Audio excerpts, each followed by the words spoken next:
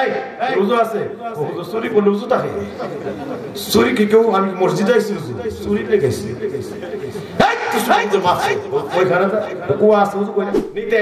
মনে করছিলাম কোন দণ্ডরত্ন পাইলাম তো না, ওই সারা রাত চলে গেছে। শেষ রাতে বউরে বুঝতে কম্বলটা লুইছিলাম, গিয়া কেনা জানে এটা কম্বল না ভাগরি, বুঝতে পারলে এটা শুধু বাড়ে আর বাড়ে বাড়ে আর বাড়ে, এমন বাড়া শুরু হয়েছে। হুজুর আমি আমার কাছে ভিক্ষা চাই, পানি ভিক্ষা চাই, যে এই লোকের কম্বলে অত বড় আর ফেজদা দেবেও ধরছে না, জানে এই লোকে ধরলে কি অবস্থা। কম্বল চুরি করতে চোরা গাউসে পাকের দরবারে যায়, কম্বল চুরি করতে চোরা গাউসে পাকের দরবারে যায়। এই একটা ওয়াজু দিয়া গাউস সুরকে কুতুব বানায়, একটা ওয়াজু দিয়া গাউস সুরকে কুতুব বানায়। মাত্র একটা ওয়াজু ওলি হইতো যায় নাই, ওইখানে ওলি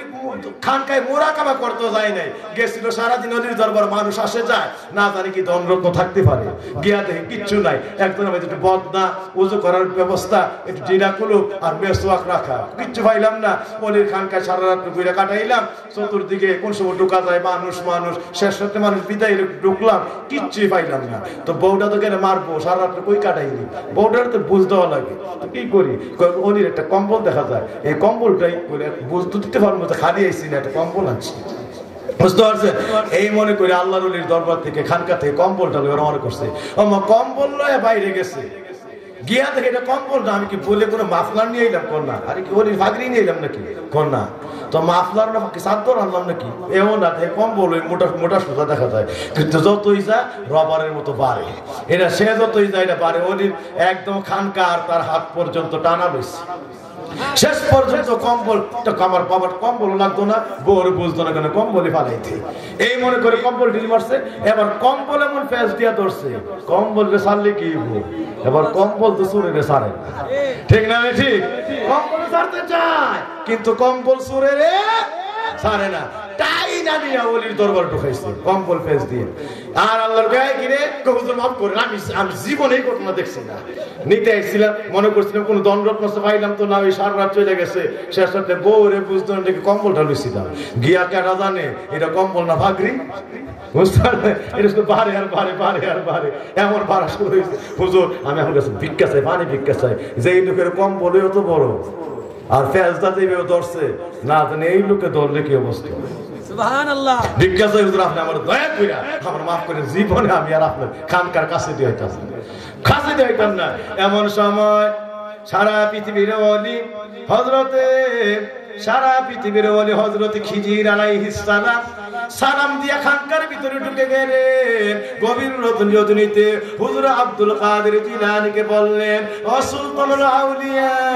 সারা পৃথিবীর ওলিদের বাদশা, এই মুহূর্তে খবরটা শুনে আলন, শাম সিরিয়া দেশের কুতুব অল্পক্ষণ আগে ইন্তেকাল করেছে, ওই দেশ কুতুব শূন্য হয়ে গেছে, তাড়াতাড়ি করে আপনার দরবার থেকে একজন মানুষকে কুতুব বানাইয়া সিরিয়া দেশে হেদায়েতের জন্য পাঠাইয়া দেয়। তাড়াতাড়ি হুজুর গাউসুল আজম খবর পায়া ডাইনে চাই, ওই দিন কোন মুরিদ এই টাইমে নাই, সব চলে গেছে, বামে চাই নাই, আমার সামনে পিছনে মুরিদ নাই, খানকার মধ্যে লোক নাই, ছায়াতে সামনে সুটটা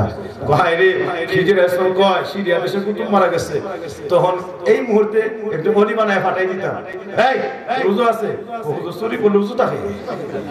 চুরি কি কেউ আমি মসজিদে আইছি হুজুর চুরি লেগেছি, খাইছে কুয়াক নিয়ে আবার সুবন শুরু করে, তোর নামে এবার পানি না আমার জাপটা ধরে সুরে একটা আতঙ্কিত, বস কম্বল থেকে আসুর সোজা তো গেছে না গেল, আবার মাটি নিয়ে আটকে ধরে, এমন তো বিপদ, দৌড়ায় গেছে উজু করতে, উজু করে এসে বসছে, আল্লাহর চোখটা বন্ধ করে, চোখটা বন্ধ করছে, বসাই দিছে, এমন একটা আওয়াজ দিছে, একটা আওয়াজ দিতে এখন কি দেখো তো মদিনার রওজা আমার চোখের সামনে, মদিনার রওজা আমার চোখের সামনে, আবার কি দেখো সামনে এমন একজন নূরের মানুষ, সারা পৃথিবী উনার নূরে আলোকিত হয়ে আছে। হযরত গাউসুল আজম চিৎকার দিয়ে কয়, বাবা একটা মুহূর্ত দেরি নয়, তাড়াতাড়ি করে ওনার কদমে পড়ে যাও, উনি সারা পৃথিবীর বাদশা, কুল কায়নাতের রহমত, রাহমাতুল লিল আলামিন, রওজার সামনে এই মুহূর্তে আমাকে জান দেওয়ার জন্য সুবহানাল্লাহ, সুবহানাল্লাহ, তাড়াতাড়ি করে কদমে উঠে পড়, সঙ্গে সঙ্গে সুর ওনার কদমে উঠে পড়ছে, আল্লাহর হাবিবের কদমের মধ্যে সুর 5 মিনিট আগে সুর আল্লাহর একটা তাওয়াজ্জুতে সুরের সামনে মদিনা ওয়ালার জিয়ারত সিনার সামনে হাজির হয়ে গেছে সুবহানাল্লাহ এবার নবীর কদমে লুটায় পড়লে হুজুর গাউসুল আজম হুজুর কি করবেন সিরিয়া দেশের কুতুব নাই হযরত খিজির আছেন দাঁড়াই গেছে যদি একটু দয়া করতেন আমি একটা সুনজর করছি আপনি যদি একটু খেয়াল করতেন এমনি আমার নবী একটা সুনজর তাওয়াজ্জুদ দিলেন এক তাওয়াজ্জুদ দিয়া একেবারে মদিনার জমিন থেকে এই বাগদাদ আর মদিনার জমিন থেকে কালবের কানেকশন সেকেন্ড থেকে সাত আসমান সাত জমিন সব পার হয়ে আল্লাহর আরশ পর্যন্ত লাগিয়ে যায় একটা তাওয়াজ্জুদ এই কালবের কানেকশন কই গেল চুরি কই গেল দাড়ি কই গেল সারা জীবনের গুনাহ সেকেন্ডের মধ্যে সব ঝরে পড়ে সব ক্ষমা হয়ে এই সুর আল্লাহর সঙ্গে বাগদাদের জমিন থেকে দিদার শুরু হয়ে যায় একটা তাওয়াজ্জুদ সুর ওই দিনই আল্লাহর বেলায়েতের কুতুব হয়ে যায় ফজরের আগে ওনাকে দায়িত্ব দিয়া সিরিয়া দেশে বেলায়েতের কুতুব করে হেদায়েতের জন্য পাঠায় সুবহানাল্লাহ কম্বল চুরি করতে চোরা গাউসে পাকের দরবারে যা একটা তাওয়াজ্জুদ দিয়া দাও সুরকে কুতুব বানা এই একটা তাওয়াজ্জুদ এর সিনার মধ্যে চারটা তাওয়াজ্জুদ আছে একটা নাম হলো ইত্তেহাদি এই ইত্তেহাদি তাওয়াজ্জুদ পড়লে সঙ্গে সঙ্গে যত গুনাহগারী হোক খারাপ মানুষ ভালো হয়ে যায় সাধারণ মানুষ অসাধারণ হয়ে যায় সুর ওলি হয়ে যায় ডাকাত পর্যন্ত আউলিয়া হয়ে যায় বাবাজিরা আমার হ্যাঁ হুজুর গাউসুল আজমের 6 বছর বয়সে ডাকাতরা উনি বাগদাদে জমে যাচ্ছে সব চিন্তাই করে নিল মানুষের হ্যাঁ আর আল্লাহর একটা তাওয়াজ্জুদ পড়লো ডাকাত সর্দার তার কদমে স্বপ্ন মালা আমার শির ঝুঁকাইয়া বরণ করলেন দিন ও আল্লাহ তারপরও সে ডাকাতরা সব হয় ওলি আল্লাহ